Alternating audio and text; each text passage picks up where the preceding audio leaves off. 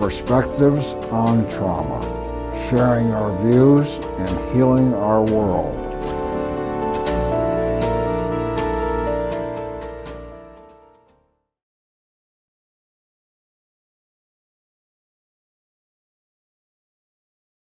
Hello and welcome to Perspectives on Trauma.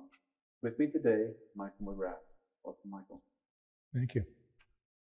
To begin, I guess my first question would be, could you talk about what humans can learn from observing animals? I have a squirrel that comes to visit me every day. I feed him peanuts. He sits in my lap to eat the peanuts. I have a chipmunk who comes to visit me every day too. Just out of the ground, they hibernate through the winter. The chipmunk will sit in my hand and eat peanuts. And it doesn't matter what the weather is, how warm or cold, rain, sunshine. The squirrel isn't trying to be a squirrel. It simply is a squirrel. And it needs to eat. Found a sucker who will feed it every day. And when it is finished eating with me, it goes off to do what squirrels do, which is to search for food and avoid predators. It is acting naturally and organically in the flow of nature. Doesn't worry, has no sense of time, not worried about next week, not feeling badly about something it did yesterday. Yesterday's gone. We should all live that way. Eat when you're hungry, sleep when you're tired. Live in the flow of life and nature. Not as a passive presence, but more an active presence. Hyper alertness to the moment, to just what is in front of you at that moment. And when my squirrel comes, there is just peanuts in front of it, and it pays attention to the peanuts. And after a couple of months of cultivating a friendship, the squirrel trusts me. It's been coming to me for 2 years, daily. And if I'm not out there with peanuts, it will come to my back door and ask me, hey man, where are my peanuts? Do you find that your own behavior or your own being has been influenced by these interactions? How can it not be? But how can we not be affected by everything that happens to us during the day? This conversation will have an impact on me, and I'll be thinking about it when I drive back to North Adams. It will have affected me. What questions did you ask? What answers did I give? Did I sound smart or stupid? Did I make sense? Is what I say going to be helpful to someone? The squirrel is always present in the moment, and that is what we should be as well. And part of my teaching, whether it is martial arts or meditation or traditional Chinese medicine or Taoist philosophy, all has to do with the cultivation of inner stillness. I doubt very much that squirrel has difficulty sleeping at night. It's not worried about tomorrow. It's not regretting its past. It's going to lie down and go to sleep. Just like that. Wouldn't it be wonderful if we could all do the same thing? In your teachings with your students, what do you find are the major barriers to getting to that point? Most of my students come to me because they sense they really haven't found a path they want to walk yet in their life. They found a career, perhaps, or an avocation, but they're looking for something more. And maybe in college they read the Tao Te Ching by Lao Tzu, the basis of Taoist philosophy. Or they haven't found solace in whatever church they attend services with, and they have heard about Zen Buddhism or Taoism. They want to give it a try. Some of them are coming to learn Tai Chi. And many of those who come to learn Tai Chi from me have been recommended by doctors, not to me, but to Tai Chi. Mm-hmm. So they come for a variety of reasons. But the underlying teaching of all of the offerings that I present to them has to do with the cultivation of inner stillness. Mm-hmm. So this cultivation of inner stillness, could you talk about perhaps, a beginning, middle, end, or how does one get to this point from maybe a contemporary Western lifestyle? It is a contemporary Western lifestyle that these people are coming from, looking for some other choice. Mm-hmm. Eastern philosophy has become popular over the last 30 years. Eastern traditional Chinese medicine looks at healing and the treatment of a patient's body very differently than Western medicine does. The notion of present moment awareness is very different from the Western philosophy of rugged individualism and go get 'em. They're looking for something else. And so they come to me initially to learn Tai Chi. But when they've learned it and we've played it together for a while, most of them end up saying, "What's next? Mm-hmm. What else can you teach me?" Mm-hmm. They are finding some comfort in playing Tai Chi. Mm-hmm. It draws all of their focus, draws all of their attention. And for the time they're playing Tai Chi, there is nothing but Tai Chi for them. Mm-hmm. Say, okay, teach me something else so that there can be just that in the moment. I don't teach stillness, understand. I teach skills people can use to cultivate their own stillness. But once they have felt it from a meditation practice or a Tai Chi practice or Qigong exercises, they want to feel it again.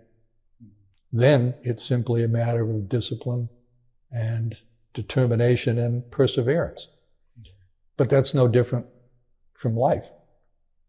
We advance in life through discipline and determination and perseverance. It's no different. How do you counter, I guess, going back to the contemporary philosophy of that might pull someone out of the present, maybe to be forward thinking or to reflect on the past? How do you navigate those pulls from the kind of external world? There's no short answer. There also isn't an easy answer. My Zen Buddhist friends would say that if you're not happy with your present, look to your past. If you want to be happy in your future, look to your present. And in that way, they will tell us, you can clear your karma. The past is gone, no longer available. Future hasn't arrived, not available to act upon yet. The only thing we ever have available to us is just this moment. And we should show up for as many of them in our life as we can. Take advantage of this gift of life we've been given. And you shouldn't underestimate the value of a single moment. I was one of the caregivers for my mother during the last 2 years of her life as she sunk deeper and deeper into dementia. And I was with her when she died. I was holding her. And even under those circumstances, she still had one last lesson to teach me. One moment, she was alive. The very next moment, she was dead. How valuable was that last moment. It seems that we have a society still that is money is time, time is money. So this kind of puts that in different perspective, yes.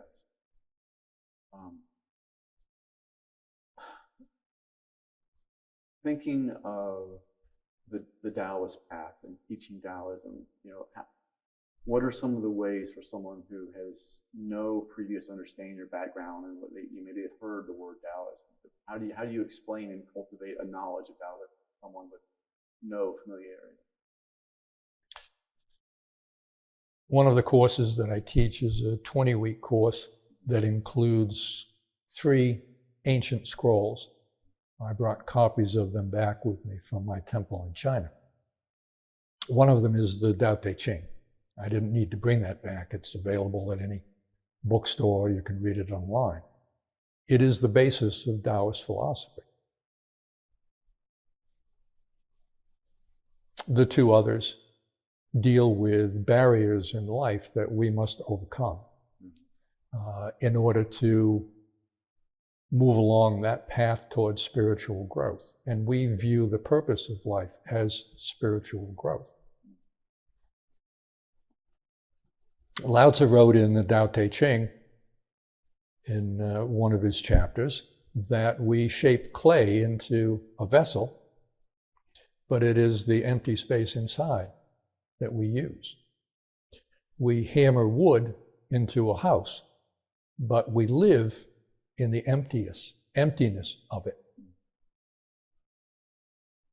The point that he's trying to make with us is that our life is inside of us, not outside.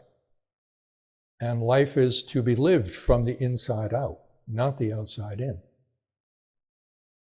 And to that point, a roof over our head and food in our belly and warmth against the cold, maybe an umbrella against the rain outside today, is all we truly need to live a meaningful life. And when we look at our life in that way, then we can easily and comfortably select what we will add to it that can make things perhaps a little bit easier for us, a little bit more comfortable, but maybe not all of them are necessary. So we only bring back into our life that which is truly necessary to support walking that path towards spiritual growth. Now, in order for the roof over our head and warmth against the cold and food in our belly, we have to work. And so there is going to be some measure of existential worry in our life. How am I going to pay for the roof? How am I going to pay for the food? That's ordinary and necessary to survive. Living at a Taoist temple on a mountaintop, isolated in central China, when everything that is comfortable and familiar to you in your life is gone, there is no Wi-Fi signal on the mountain. We had no running water. We had no shower or bathtub.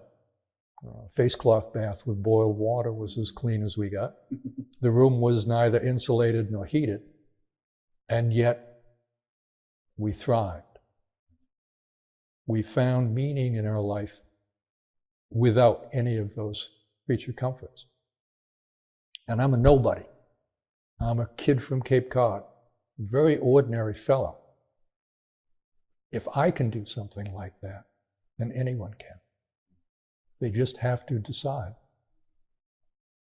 That experience, how did it interact with your own personal desire?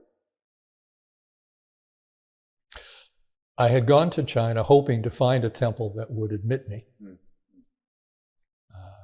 I'm a rare Westerner permitted to live at a Taoist temple as a monk. We grew our own food, vegetarian diet, and if we didn't work the garden, we didn't eat. Worshippers climbed the mountain, 5,000-foot peak, on the weekends to burn incense, offer prayer, leave a donation to the abbot. And that was our life. And it was fulfilling, and it was meaningful. We spent 3 hours every evening inside the temple in meditation. We trained daily in some form of martial art, but we also studied traditional Chinese medicine and Taoist philosophy. So there was no time, if you will, for anything else. But that was our life. And our life goes with us wherever we go. It always amuses me when people who are away on vacation, as the day of departure to go back home and return to work approaches, and they say, I have to get back to my life. And it makes me smile when I hear that, because their life is wherever they are in that moment, too. It isn't back home. It's where they are in that moment. And again, when you can look at your life in that way, it takes on more meaning. Easy for us to understand these concepts because we both speak English, we understand each other, we're each listening to the other. So we can understand these notions and these concepts intellectually.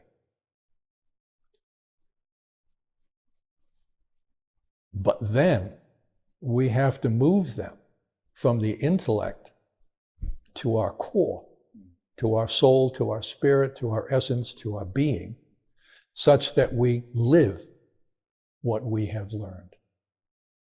And we all take that test every day of our life. There's only one question on the test, and we know the question before we go to bed the night before. Can we live what we have learned through yesterday? And on tomorrow's test, the question will be, can we live what we have learned through today?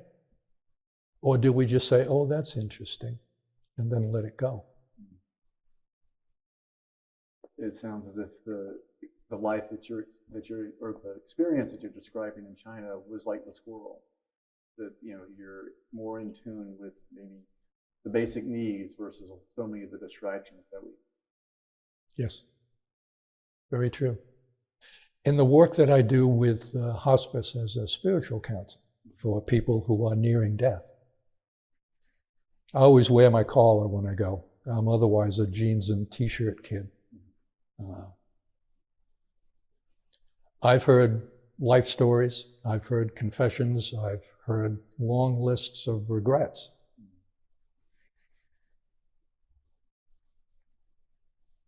And I offer that caring presence that they deserve, and I listen to them. And when they have spent themselves, I say, but look at you now. You get it now. You understand now. What are you going to do with it between this moment and your last? You're not going to die today, or tomorrow, next week, next month. There are a lot of moments between this one and your last. Live each of them fully, and you clear all of your past, because you now get it. In his book, The Road Less Traveled, Scott Peck postulated that in his experience as a psychotherapist, only about 3% of people get it, that there is a purpose to life. And the purpose of life is to live.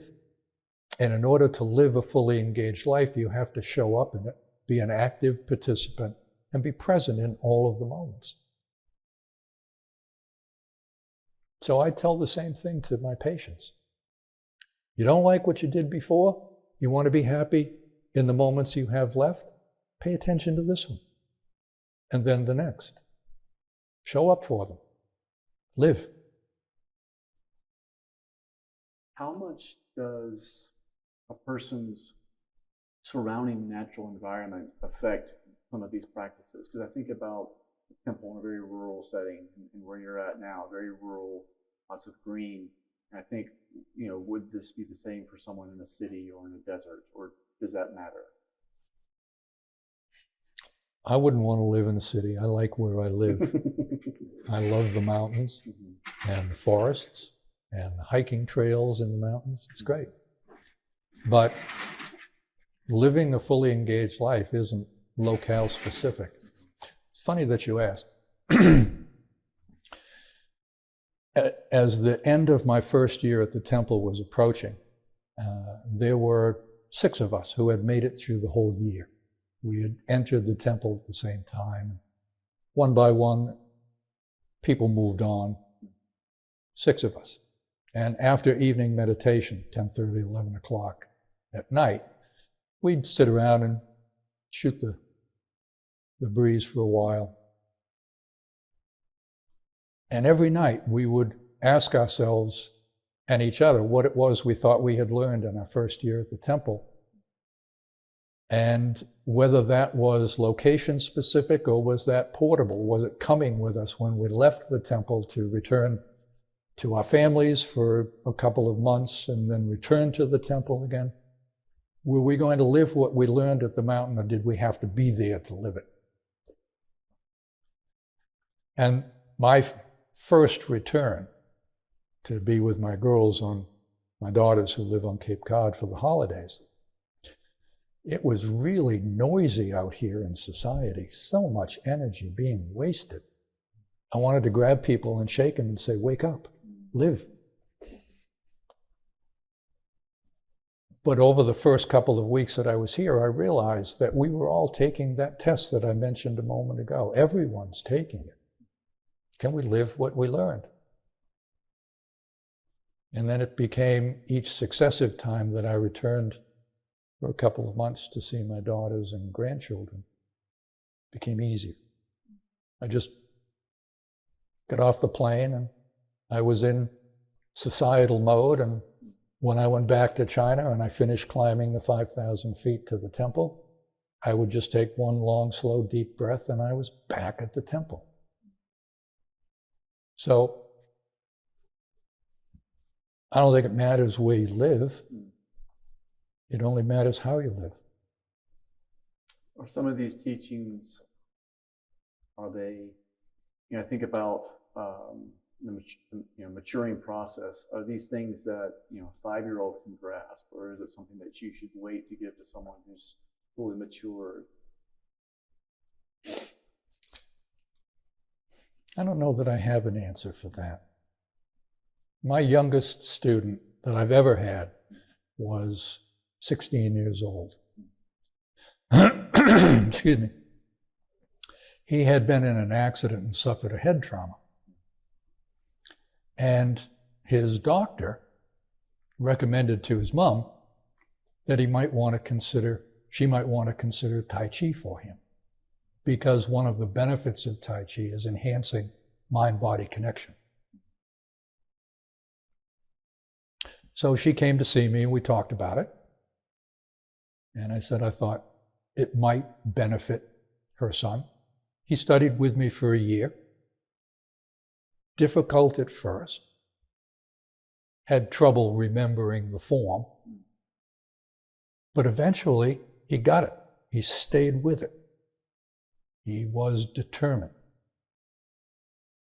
And he recovered much of his mind-body connection that he had lost as a consequence of that accident, I should say. But my students now range in age from 29 to 83. Have you encountered, I guess kind of, follow up with that question is, have you encountered, whether they be in their developing years, people who grasp some of these concepts without being told them? They have an understanding of some of these principles. My Zen master, who I studied with when I was a member of the Zen Buddhist monastery before China, would very often say to me, Michael, you already know the answer. It's inside of you. You just need to be quiet enough to hear it. And I have a sense that most people have the answers to their questions already inside of themselves. They just need some way to quiet themselves enough to listen to the answers. And meditation, Tai Chi, Qigong can help them quiet themselves enough to hear those answers. Again, as I told you, I don't teach stillness. I only teach skills that people can use to cultivate their own stillness. But I think we have this knowledge, this sense inside of us that we're not living right, if you will. Something's wrong, something's amiss, I'm missing something here. I'm not sure how to find it. It's much like the way I answer my daughters when they come to me for advice. I don't tell them what I think they should do. I simply help them find the right questions to ask themselves. And then I let them find the answers. Sometimes all somebody needs is framing the question in the right way. It sounds very self-empowering to, Sure. to believe that, you know, if you take some time, you'll be able to figure these things out. Very true. I think my students would tell you that that is true. For me, as an ongoing student, if you will, I've certainly found that to be true as well. My practice is over 30 years long. I've been playing Tai Chi, as an example, for 31 years. And I still am finding occasional nuances and subtleties in it that I can pull out and apply to everyday life. I don't say ordinary life because I tell my students in the very first class that for me, Tai Chi is life. And I will always argue that in debate with them. But most of them come to that same conclusion after they have been playing Tai Chi for a while. That there are lessons to be learned to deflect and divert negative energies, as an example. To learn patience, moving weight from one leg to the other. And how if we aren't patient in moving weight from one leg to the other, we lose our balance. And doesn't the same thing happen in real life as well? For all of us. If we don't show enough patience, we lose our way, we lose our balance. Well, Michael, I want to thank you so much for taking the time to speak with me today. I wish you the very best. Thank you for having me. I've enjoyed our conversation.